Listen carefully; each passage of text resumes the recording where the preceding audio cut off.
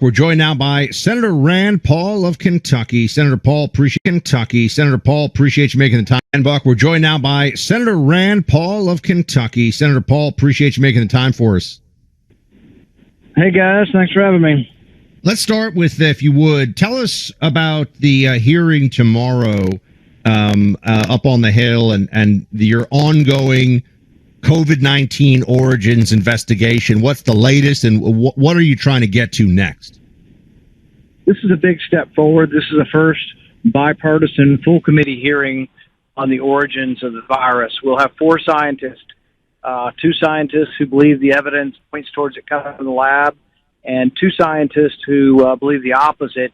But interestingly, one of those scientists is a good friend of Anthony Fauci's, and privately, Bob Gary said, "Oh my goodness, this is not a conspiracy theory. This is real. Everything looks like it came from the lab." And then in public, he wrote a paper 4 days later at the behest of Anthony Fauci that concluded there's no way it could have come from the lab. Impossible. You're nuts if it came from the lab. So he'll be one of the Democrat scientists testifying.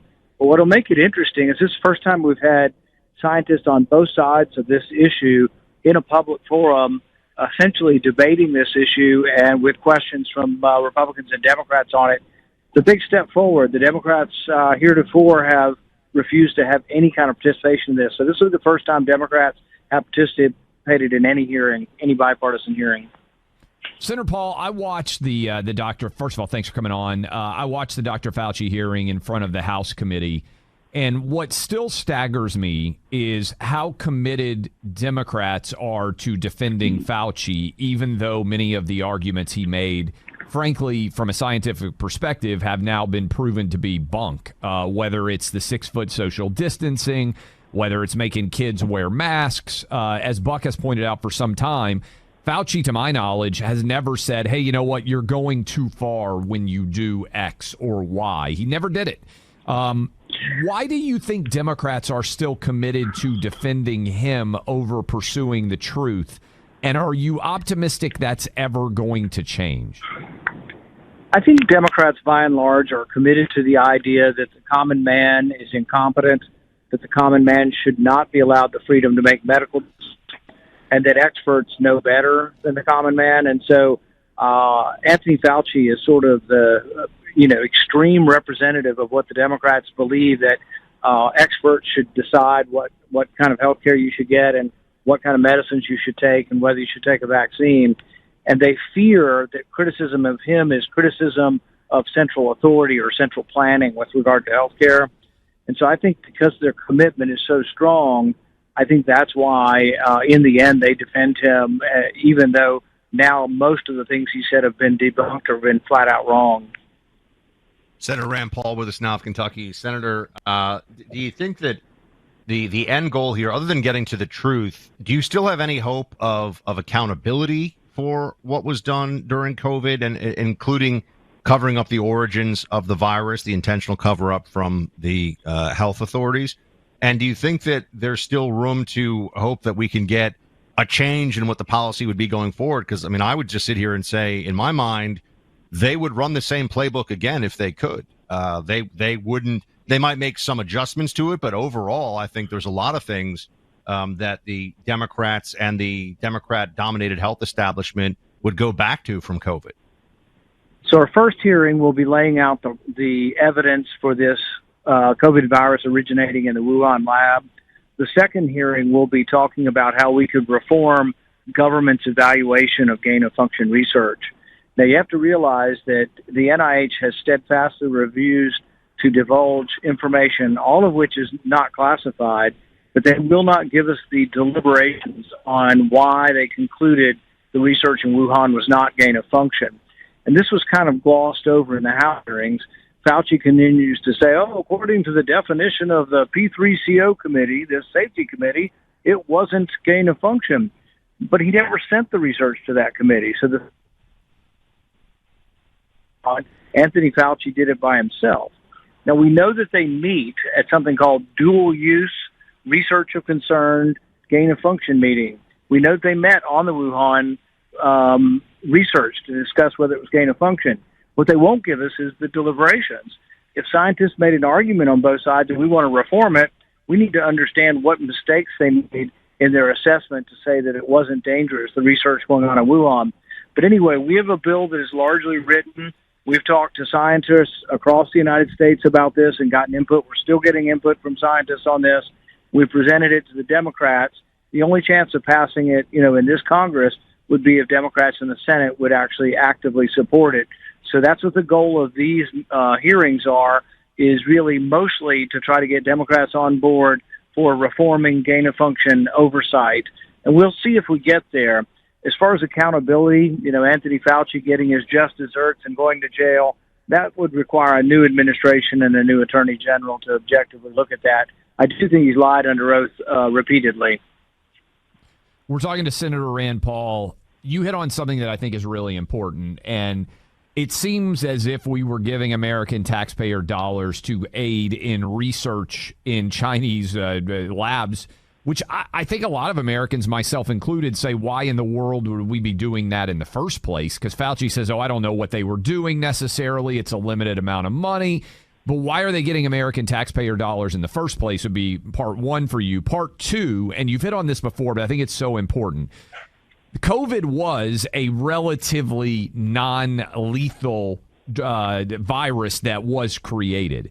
There is the potential to create an incredibly lethal virus. How afraid are you, based on what you have seen about gain-of-function research, that the next time we have a lab error like this, or we have a virus created like this that gets out, it could be far more deadly and far more dangerous than anything we saw with COVID? Yeah, that's my biggest worry, really. If you listen to Robert Redfield, who's a virologist with a 30-year history in virology, who was the CDC director under Trump, he'll tell you that his concern is that there are viruses out there that have up to 50% mortality. COVID had about 0.3%. It's about 3 times worse than the flu, which is bad, but, we can sometimes have 300,000 people die from the flu in our country, and we had 1 million die. And I don't downplay it. It was a significant event. But imagine what it would have been like if it would have been an overall death rate of 5% or 50%. You're talking about civilization-changing events at that point. You're talking about 14th century plague where a third of Europe died. We're talking about the scourge of when a third of a city would die when smallpox came to town. So, yeah, we have to be ready, and we have to be prepared the next time this comes around. It's also why we should continue to talk about natural immunity. You get a viral pandemic that gets started, even if you have lightning-fast production of a vaccine, and even if it works, maybe it'll work better the next time, but even if it should work, you're going to have 6 months to a year, even with a lightning-fast development of a vaccine. What you need to do is realize who's at most risk, and then they need to be protected by people who have recovered from the virus. Because Anthony Fauci threw out the window any idea of natural immunity, we should have populated all of the nursing homes with young people who had already recovered from COVID. I'm not a young person anymore, but I got COVID in March, and 2 weeks later I had my immunity. I volunteered at my local hospital, and I was useful. I would go in the patient's room and help nurses and orderlies and everybody else to flip patients over who were on the ventilator just to be one extra set of hands so someone else didn't have to risk getting the virus. We should have done that as a national strategy.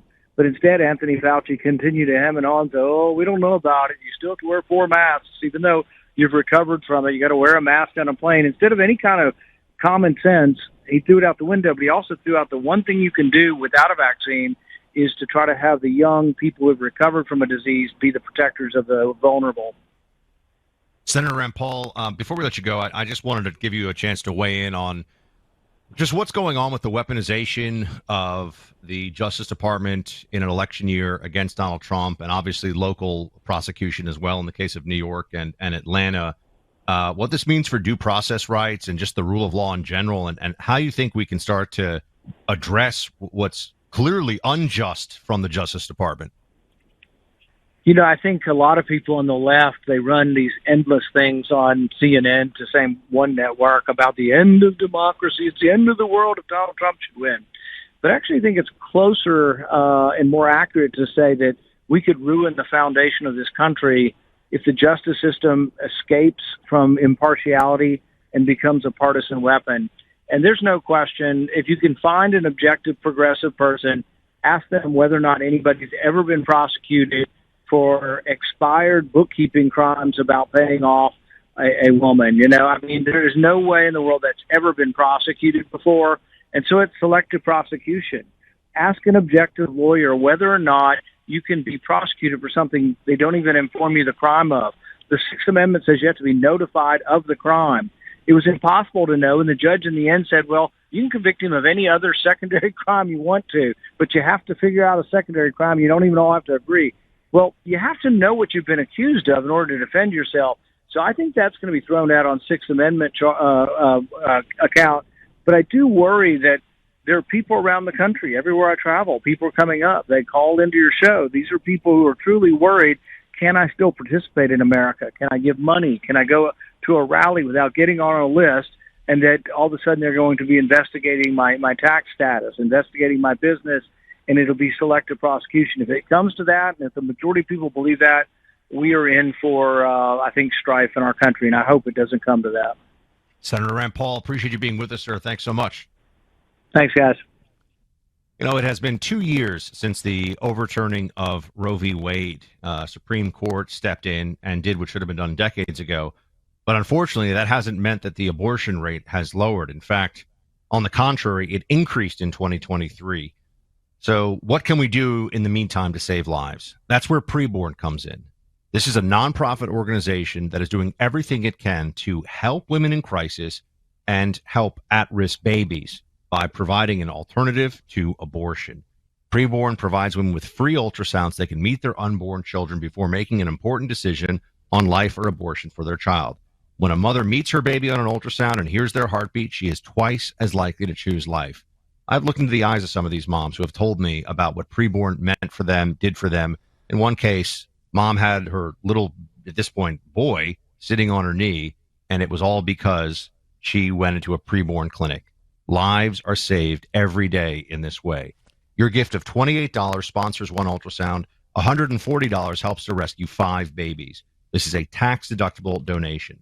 $28, $140, $5,000. Whatever you can donate helps. Whatever you can donate goes towards saving babies' lives. So please give your best gift. To donate, dial pound 250 and say the keyword baby. That's pound 250, say baby, or visit preborn.com/buck. That's preborn.com/BUCK. Sponsored by Preborn.